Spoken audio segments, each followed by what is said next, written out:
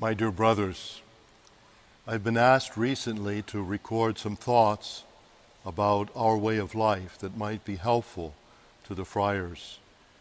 First of all, I must confess that after 56 years of my life as a Capuchin, I should be farther down the road to holiness.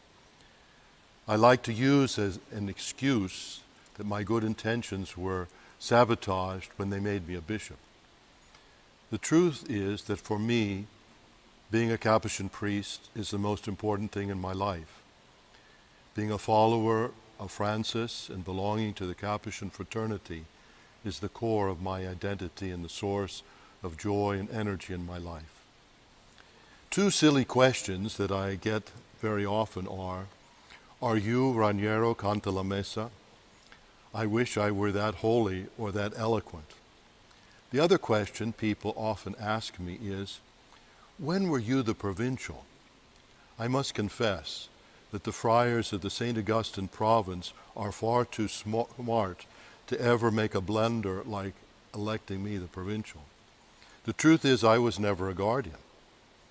I suspect that I was permanently disqualified in part because of my quixotic enthusiasm in opposing television sets in our monasteries, and because my superiors allowed me to go and live among the poor. That was a bold move on their part that caused some controversy in our province. However, I am so grateful for those years at the Centro Cattolico and the privilege of living among the poor and sharing some of their deprivations. It was truly the honeymoon of my religious life and priesthood. Like a lightning flash in a clear blue sky, at 39 years old I was informed that John Paul II had named me a bishop. I was not a canon lawyer, I had not studied in Rome, I never worked in the chancery, I was not a diocesan priest. My first reaction was, well, they've got the wrong Father O'Malley. When I was called to the nunciature to receive the news, there was an eclipse of the sun. I told the nuncio I knew it was a sign, but I didn't know what it meant. He said it meant that I should be Bishop of the Virgin Islands. I've tried to cling to my Capuchin vocation, which is at the center of my being. I did not jettison the habit or the beard, and have tried to be as faithful as I could in spite of my weaknesses. I tried to read a little bit of the constitutions each day to challenge me to be more faithful to our vocation. When making my holy hour or saying the office, I remind myself that I'm doing this in union with the friars in my province and throughout the world. When the Capuchins at Capuchin College changed the renewal of vows from Friday to Sunday, I followed suit so as to be more connected with them. I pray for all of our friars, especially those who are struggling, and for the young men who are beginning to live our way of life. I'm so grateful for their courage and generosity. They are a gift to our community. Pope Francis, in his apostolic letter on holiness, says that the two paths to holiness are prayer and community. A couple of years ago, I was invited to ordain a young Capuchin friar in Altötting in Bavaria, there where St. Conrad lived and is buried. Because of our Bavarian roots in the St. Augustine's province, we had a great devotion to Brother Conrad. When you visit his room, you see two windows, one that looks out at the Blessed Sacrament and the other facing the road where the pilgrims approached, seeking alms, mercy, and consolation from the Brother Porter. We live in a very active society, but our commitment to community prayer, our periods of meditation and personal devotion are crucial for our Capuchin life. Without the contemplative dimension of our vocation, our activities might seem spectacular, but in truth, they become devoid of love and meaning. It's prayer that will make our activities a prayer. A realistic schedule that makes time and space for God in our daily routine is crucial. The two periods of meditation that have characterized our spiritual life is a precious gift that needs to be protected. Part of our fraternity must be supporting each other in our life of prayer by our faithful participation, our good example to each other in the time that we spend praying for each other.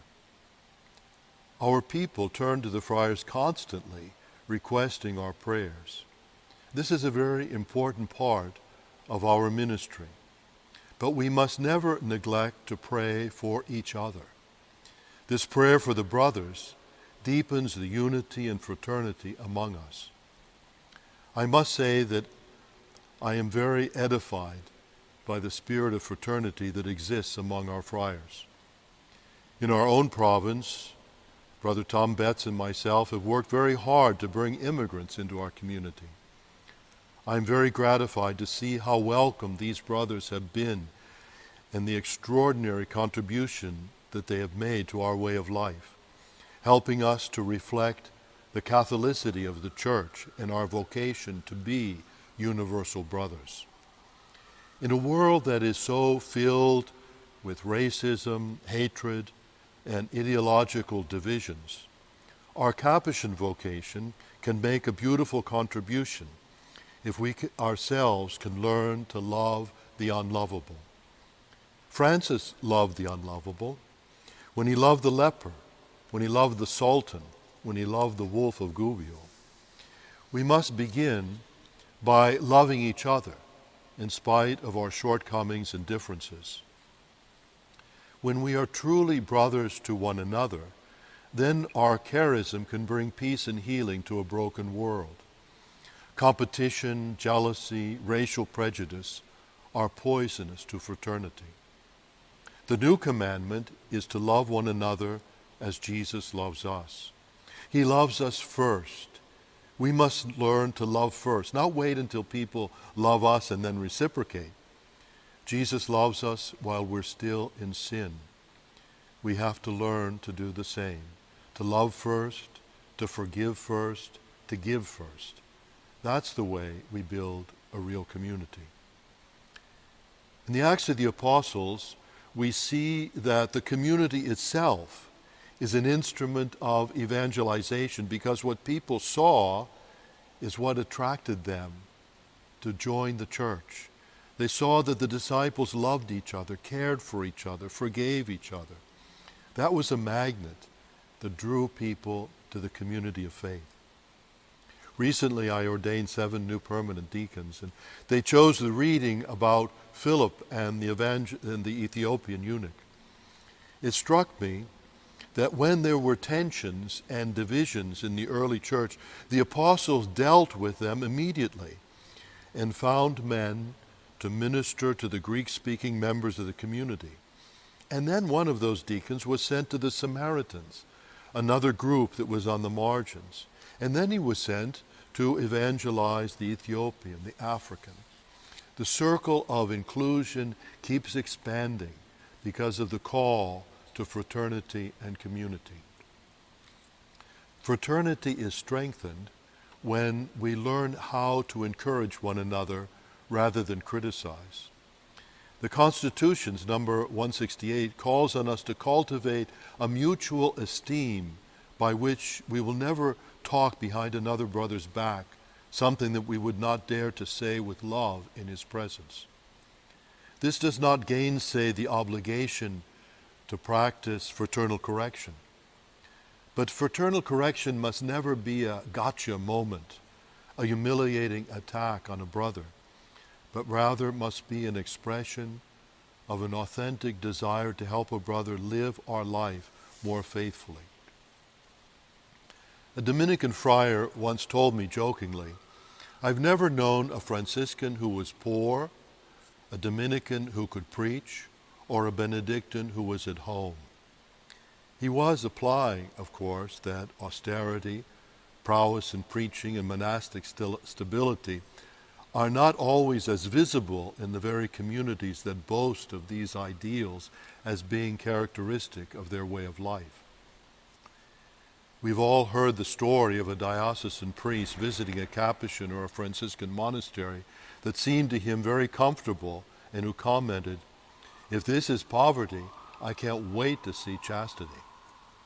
One of the things that has characterized our Capuchin spirituality from the beginning is our adherence to the testament of St. Francis as a defining document in our way of life. In the testament, as in so many of the teachings of Francis, the primacy of poverty is clearly proclaimed. The evangelical poverty embraced by St. Francis is not a bohemian rejection of a bourgeois existence. For Francis, it's a matter of love. I always say, poverty does not lead to love, but love always leads to poverty, always leads to making oneself poor for the sake of the beloved. Some have claimed that there are more teachings by Christ on poverty and the danger of wealth in the gospel than about prayer. Whether this is an hyperbole, I do not know. However, it is very central to the gospel message. The disciples' attitude towards wealth and material things must reflect the gospel virtue of poverty, which is humility, trust in God's loving providence, freedom from attachments that hold us back from love. Chesterton once said that since Christ pronounced the words that it's harder for a camel to pass through the eye of a needle than for a rich man to enter heaven, the world is full of engineers trying to build larger needles and zoologists trying to breed smaller camels. Sometimes we friars are the same, trying to be poor in such wise as to want for nothing. Poverty and austerity will always be core values in our Capuchin vocation. Our houses, vehicles, food, clothing, and entertainment must reflect our love of Lady Poverty. Our houses should reflect the simplicity of working class people. We need a Capuchin aesthetic that will bespeak our closeness to God's little ones, so that poor people will not feel uncomfortable or scandalized when they enter our friaries. You must never become a question of one-upmanship. When I was a young friar, we talked about the secrets of the order.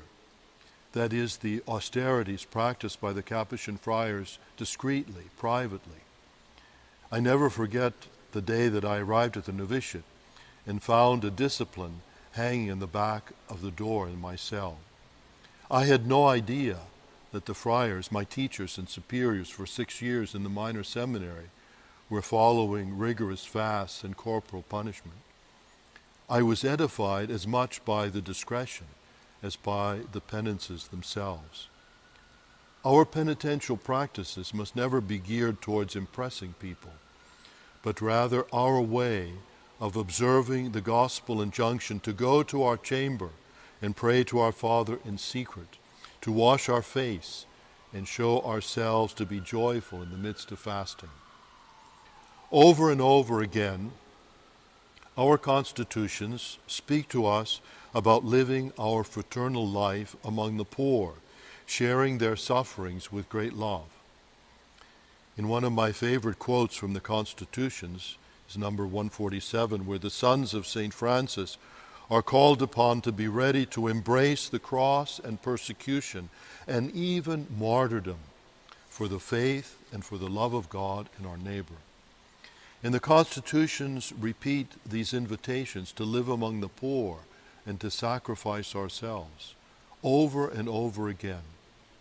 Having some of our brothers living in circumstances as special witnesses, an incentive to all of us to strive to be closer to God's little ones and to embrace Christ in the hungry, the sick, the destitute, and the reviled. Our vocation as Capuchins is always to take on the most challenging ministries. Our friars were dedicated to the victims of the plagues. The friars in France risked their lives being the fire department for the city of Paris. Capuchin missionaries went to the farthest and the most challenging missions. These adventures for Christ were embraced with joy and courage. We must renew that bold and generous spirit that allowed friars to take on such daunting and dangerous ministries. Sometimes I hear Capuchin missionary bishops lamenting the fact that they cannot get friars to come to those difficult missions anymore. When our life becomes too comfortable, answering the call to difficult assignments becomes even more difficult. Ours is a radical way of life given to the Church through St. Francis. For us to live this charism requires an ongoing personal conversion and a communal conversion. I would think that the house chapter exercises an important role in our community's growth and conversion. I also believe that there is a certain sequence that needs to be followed in pursuing the renewal of our community. The first focus should be on prayer, then fraternity, and then poverty. Deepening our life of prayer as individuals and as a community must come first. With prayer, we're open to the action of the Holy Spirit to guide and strengthen us. Prayer also prevents us from being caught up in an activism that has the appearance of being a great success, but sadly lacks the spiritual foundation that gives meaning and direction to all of our activities. Having deepened our life of prayer as individual friars and as a community, we position ourselves to look at our fraternity with eyes of faith. We are not an Epicurean community of like-minded bachelors who come together because of personal convenience. We're called to live a life of fraternity that witnesses to the presence of the risen Lord in our midst because we are gathered in His name. When there are great differences among us, the witness of what it means to be a universal brother is even greater. Bonhoeffer said that Christ's call to discipleship is a call to die. To form a real community means to die to self, to put others' needs before our own, to love the unlovable, to love first, and to make a gift of ourselves. All of this is very difficult and requires the grace and strength that comes only from a strong life of prayer. Obedience can be understood as a commitment to be a team player, to sacrifice oneself for the sake of unity, to be part of something bigger than ourselves. We must work to have a strong community of prayerful brothers who truly love each other enough to practice fraternal correction, who know how to encourage each other and celebrate the successes of our brothers and lament their failures. As St. Paul says, to rejoice with those who rejoice and weep with those who weep. We don't want to be brothers who rejoice at the failures of our fellows and lament their successes. Capuchin brotherhood means we stop fighting for the first places at table and start fighting over the towel. We must truly be anxious to wash each other's feet and see our brothers with new eyes. Only when we are truly brothers to our fellow friars can we begin to aspire to be universal brothers to all. Having achieved a deeper prayer life as individuals and as a community, and having deepened our love and commitment to our Capuchin brothers, then together we can begin to examine our life of poverty. In the history of the order, the best fights have been over the contemplative aspect of our vocation and the communal observance of Franciscan poverty. These issues have divided us and in some ways diluted the power and witness of the Capuchin vocation. With so much materialism in our world, so much love of money and greed, Capuchin poverty can make a very important contribution to the life of the Church. Franciscan poverty is about freedom, trust in God's providence, sharing with the poor, joyfully following the poor Christ who had nowhere to lay his head. I never forget the house chapter we held years ago in Capuchin College in preparation for Lent. The guardian had gathered us so we could decide what the communal penances were going to be during Lent. We met in one of the classrooms, and the guardian wrote the suggestions on the blackboard. And afterwards we voted on the various suggestions, such as giving up beer or candy or watching movies, etc. The guardian tallied up the vote and was about to announce what the penances we would embrace as a community were to be. Before he could speak, a lay brother who seldom said anything raised his hand and said, "Shouldn't our penance be the one that got the least votes?" That always stuck with me. Ours is a radical form of life that makes sense only when it is based on ongoing conversion, seeking to live a life of radical love that will express itself in our commitment to prayer, fraternity, and living real poverty. As a postscript, I would like to mention some things that could come under the heading of style in the manner in which we live our life and our ministries. The Holy Father is always challenging us to practice vicinanza, the Italian word, closeness, to be close to God in prayer, close to the poor and the people we serve, close to our brothers in religious life. There's always a danger of privatizing our existence, making ourselves aloof, isolated, and self-absorbed. Another aspect of our life and ministry should be our professionalism. Anything worth doing is worth doing well, especially if we're doing it for the Lord. Being a Capuchin must never be an excuse for not being demanding of ourselves and giving the very best service possible to our people. No half measures. Our Capuchin charism should color all of our activities, and we should be anxious to share the values of our gospel life with the lay people we serve. Recently, I was asked to preach at the dedication of a huge new sanctuary near Santo Domingo in the Dominican Republic, the Santo Cristo de los Milagros. I began my homily with the Franciscan greeting, Paz y bien. The response was a thunderous reply from 2,000 people. Paz y bien, Santa Alegría. I was not surprised because I knew that many of the Capuchin missionaries from Andalusia who worked in the Dominican Republic for generations were tireless in their efforts to establish the secular Franciscan communities and teach the ideals of St. Francis to the people they were called to serve. The final recommendation would be that we strive in all that we do, in all that we endure, to communicate the joy of St. Francis, the joy of the gospel. There is so much darkness and sadness in today's world. People are hungry for mercy and longing for happiness.